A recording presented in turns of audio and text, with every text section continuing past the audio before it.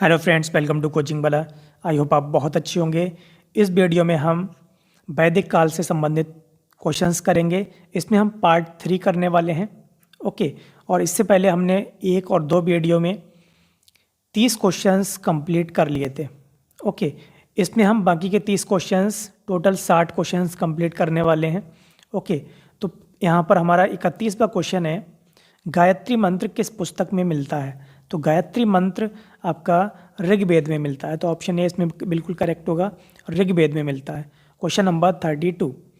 Okay, 32 बार न्याय दर्शन को प्रचारित किया था। न्याय दर्शन को प्रचारित किया था गौतम ने। तो ऑप्शन बी इसमें करेक्ट होगा, गौतम ने। Okay, question number 33। प्राचीन भारत में निष्क से जाने जाते थे। तो निष्क जो शब्द था वो स्वर्ण आभूषणों को दर्शाने के लिए इस्तेमाल किया जाता था। तो ऑप्शन ए इसमें बिल्कुल करेक्ट होगा, स्वर्ण आभूषण। ओके, स्वर्ण आभूषणों को निष्क नाम से जानते थे। ओके, क्वेश्चन नंबर देखेंगे 34वां। योग दर्शन के प्रतिपादक हैं। तो योग दर्शन के प्रतिपादक कौन है? पतंजलि हैं। ओके, क्वेश्चन नंबर 35वां देखेंगे, उपनिषद पुस्तकें हैं। तो उपनिषद जो पुस्तकें हैं वो किस पर आधारित हैं?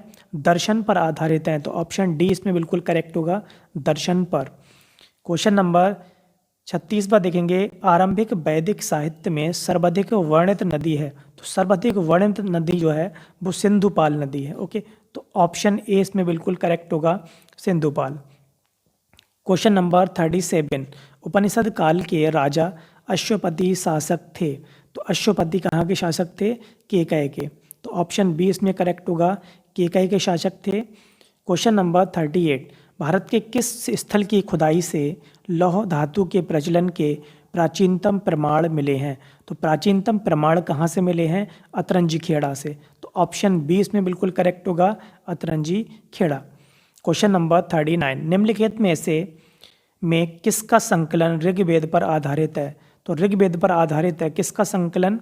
सामवेद का। ओके, तो ऑप्शन बी इसमें बिल्कुल करेक्ट होगा, सामवेद। ओके, क्वेश्चन नंबर 40 देखेंगे, कर्म का सिद्धांत संबंधित है। कर्म का सिद्धांत देखेंगे न्याय से, मीमांसा से, वेदांत से और वैशेषिक से। ऑप्शन इसमें बी करेक्ट होगा, आपका मीमांसा से। कर्म का सिद्धांत मीमांसा से संबंधित है। Question number 41। पूर्व वैदिक या ऋग वैदिक संस्कृति का काल किसे माना जाता है? तो पूर्व वैदिक का काल जो माना जाता है वो 1500 ईसा पूर्व से 1000 ईसा पूर्व तक माना जाता है।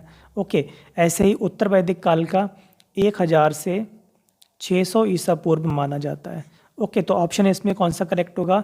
ऑप्शन ए करेक्ट होगा, पूर्व वैदिक या ऋग वैदिक संस्कृति का काल 1500 से 1000 ईसा पूर्व तक माना जाता है। ओके, क्वेश्चन नंबर 42 देखेंगे, उत्तर वैदिक संस्कृति का काल किसे माना जाता है? तो इसमें होगा आपका ऑप्शन बी, 1000 से 600 ईसा पूर्व। ओके, क्वेश्चन नंबर 43 देखेंगे, आर्य शब्द का शाब्दिक अर्थ है। तो आर्य शब्द का शाब्दिक अर्थ, ये क्वेश्चन डबल आ चुका है, पहले भी बता चुके हैं। आर्य का मतलब होता है श्रेष्ठ। तो श्रेष्ठ या कुलीन। तो ऑप्शन बी इसमें बिल्कुल करेक्ट होगा, श्रेष्ठ या कुलीन। ओके, क्वेश्चन नंबर 44 देखेंगे, प्रारंभिक आर्यों के बारे में निम्न कथनों में से कौन सा सही नहीं है? तो निम्न में से कौन सा सही नहीं है? वे संस्कृत बोलने वाले थे, ठीक है, वो संस्कृत बोलते थे। वे घुड़सवारी किया करते थे, ठीक है, घुड़सवारी करते थे। वे कई झुंडों में भारत पहुँचे, ठीक है। वे मुख्यतः नगरों में निवास करते थे। तो ये वाला यहाँ पर गलत है, ठीक है, ऑप्शन डी ये वाला यहाँ पर गलत है। वे मुख्यतः नगरों में निवास करते थे। ओके, क्वेश्चन नंबर देखेंगे 45। इनमें से किस फसल का ज्ञान वैदिक काल के लोगों को नहीं था? तो कौन सी फसल का ज्ञान नहीं था? देखो, जौ का था, गेहूं का भी था, चावल का था, लेकिन तंबाकू का नहीं था। तो ऑप्शन इसमें डी करेक्ट होगा, तंबाकू। तो तंबाकू फसल का यहाँ पर ज्ञान उनको नहीं था। ओके, क्वेश्चन नंबर 46 देखेंगे, वैदिक गणित का महत्वपूर्ण अंग है। वैदिक गणित का महत्वपूर्ण अंग है शुल्ब सूत्रकाल। ओके, जब हम वैदिक गणित पढ़ते हैं तो उसमें शुल्ब सूत्रकाल भी पढ़ते हैं, तो ये है शुल्ब सूत्रकाल। ऑप्शन सी करेक्ट होगा। Okay, question number 47।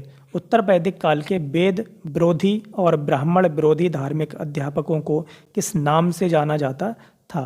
तो किस नाम से जानते थे? ये जानते थे श्रमण नाम से। ओके, तो ऑप्शन बी इसमें करेक्ट होगा, श्रमण। तो श्रमण नाम से जाने जाते थे। ओके, क्वेश्चन नंबर 48 देखें, किस वेद में प्राचीन वैदिक युग की संस्कृति के बारे में सूचना दी गई है? तो किस वेद में प्राचीन वैदिक युग की? तो प्राचीन वैदिक युग के बारे में बताया गया है ऋग्वेद में। ओके, तो ऑप्शन ए इसमें बिल्कुल करेक्ट है, ऋग्वेद।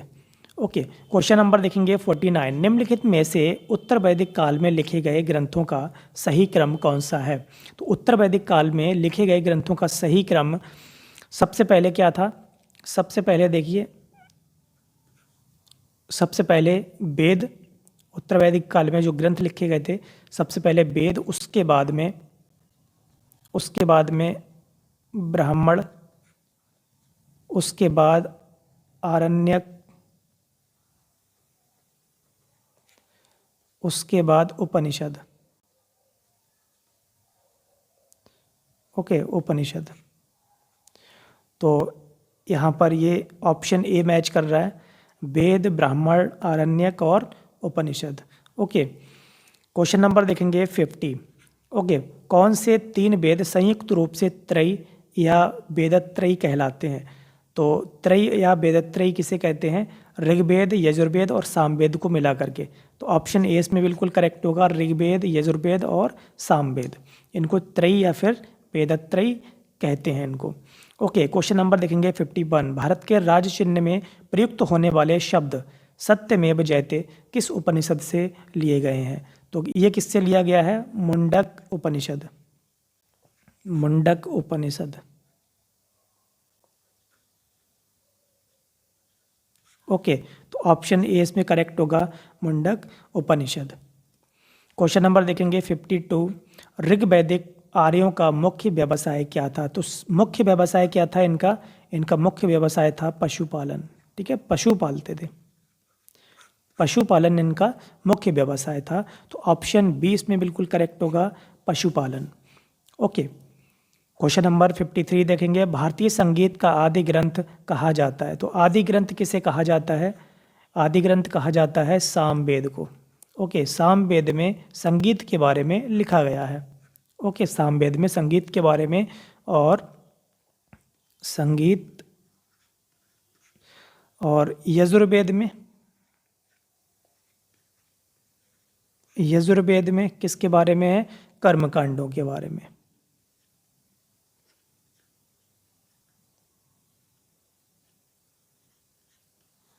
ओके, कर्मकांडों के बारे में। ठीक है, नहीं तो इस तरीके से है। तो ऑप्शन इसमें कौन सा करेक्ट होगा? सामवेद, ऑप्शन डी करेक्ट होगा। ऋग्वेद में संपत्ति का प्रमुख रूप क्या है? तो संपत्ति का प्रमुख रूप क्या है ऋग्वेद में? गोधन। तो ऑप्शन ए बिल्कुल करेक्ट है, संपत्ति का जो आशय है ऋग्वेद में वो गोधन से है। ओके, गोधन मतलब गाय। ओके, गोधन।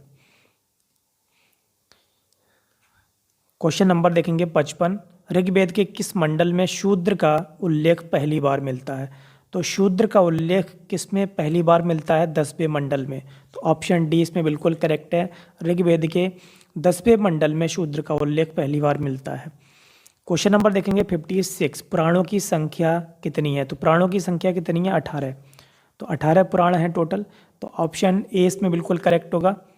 क्वेश्चन नंबर देखेंगे 57, किस देवता के लिए ऋग्वेद में पुरंदर शब्द का प्रयोग हुआ है?